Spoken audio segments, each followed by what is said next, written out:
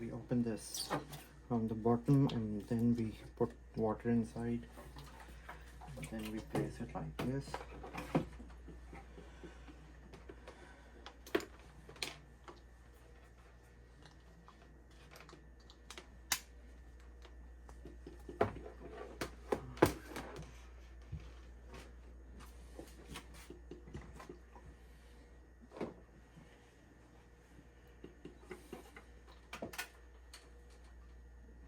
It has like 2 options for the mist. Hope you like the video. Please subscribe to my channel and like the videos so we can do like more unboxing and more good videos for the viewers. Thank you everybody.